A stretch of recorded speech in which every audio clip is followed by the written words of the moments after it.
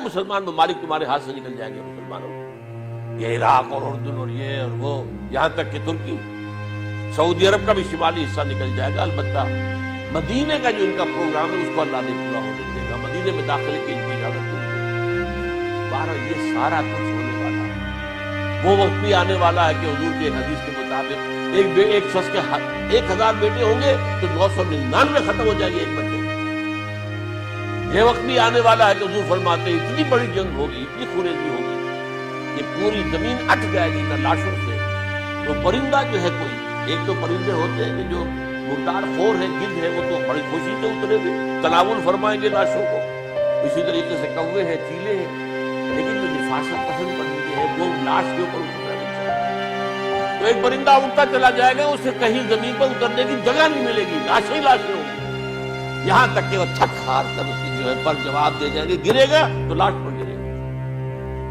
یہ وقت آنے والا، اور یہ یہودیوں کے ہاتھ، یا یہودیوں کے جو سپورٹرز ہیں اس وقت، جو ان کے ہاتھ میں آلہ کار ان کے ہاتھ میں آتا ہے، میرے نزدیک اس کام کے لیے اس ملعون قوم کو کہ جو حضرت عیسیٰ کے زمانے سے ملعون ہو چکے، اس کو باقی رکھا گیا، اسے یہ موقع دیا گیا ہے۔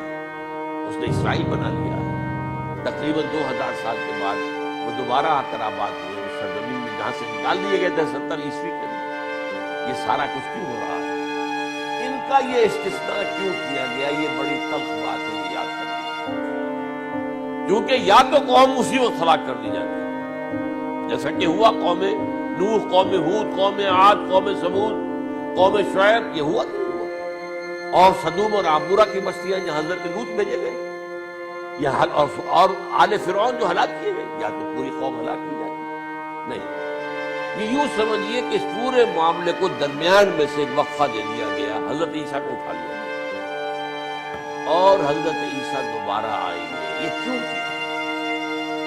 اب اس میں بڑی تلخ بات آپ سے کہہ رہا ہوں، یہ آپ کے لیے قبول کرنا آسان نہیں ہے، حلق سے نیچے اٹھنے کی مشکل سے۔ اس قوم کو زندہ رکھا گیا ہے جو ملعون اور مغضوب علیہم قوم ہے۔ سب سورہ فاتحہ میں مفسرین لکھتے ہیں ضالین، یہ نصارہ ہیں، اور مغضوب علیہم یہ یہودی۔ اور قرآن کہتا ہے لعن الذین کفروا من اہل الکتاب علی لسان داؤد عیسی ابن مریم، لعنت کی گئی۔ ایک ملعون اور مغضوب قوم کے ہاتھوں آخری امت محمد اور اس کا بھی بہترین حصہ، اس پر عذاب ان کے ہاتھوں آئے، عربوں پر عذاب یہودیوں کے ہاتھوں، اس لیے ان کو بچایا گیا۔ یہ میں نے کئی دفعہ واقعہ سنا ہے، مولانا اسلائی صاحب بتایا کرتے تھے، کیونکہ وہ راجپوت تھے، یو پی کے راجپوت مشرقی حصے کہ ہمارے ہاں کوئی نوجوان اگر کوئی بڑی گری ہوئی حرکت کرتا تھا تو اس کے سر پر چمار کے ذریعے، چمار کے ہاتھوں جوتا لگوایا گیا۔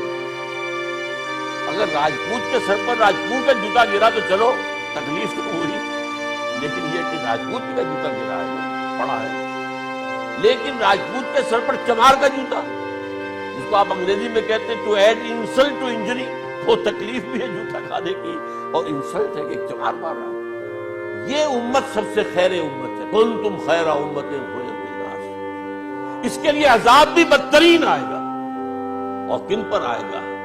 اس امت کا جو اصل نیوکلیس ہے عرب، جس کے بارے میں حضور کی حدیث موجود ہے ویل للعرب، عرب کے لیے بہت بڑی ہلاکت۔ اور آج ہماری نظر میں آ رہا ہے وہ ملعون اور مغضوب علیہم قوم، ان کے سینے کے اندر خنجر کی طرح بھونکی گئی ہے، اور 30 کروڑ کے قریب عرب بے حمیتی، بے غیرتی، بزدلی، کمزوری، ذلت، مسکنت کی مثال بنے ہوئے۔ کوئی بول سکتا ہے اس اسرائیل کے خلاف؟ کوئی بول سکتا ہے؟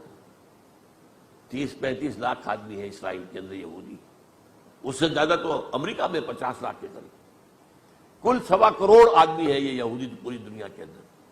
لیکن دیکھیے جو چاہتا کرتا ہے، جب چاہا اس نے عراق کے ایٹمک انسٹالیشن کو تباہ کر دیا، اور سعودی عرب کی فضا میں اس کو فیول کیا ہے انہوں نے، دوبارہ ری فیولنگ جو ہوئی ہے ان کے جہازوں کی، وہ سعودی عرب کی فضا میں ہوئی۔ اللہ تعالیٰ نے یہ کوڑا ان مسلمانوں کے لیے رکھا ہوا ہے کہ جن کے رتبے ہیں سوا، ان کی سوا مشکل ہے۔ جتنا اونچا مقام اللہ نے دیا عربوں کو، ان میں حضور کو اٹھایا، ان کی زبان میں اپنا آخری کلام نازل کیا، تو ان کی ذمہ داری بھی بہت ہے۔ جن کے رتبے ہیں سوا، ان کی سوا مشکل ہے۔ یہ ہے میرے نزدیک واللہ اعلم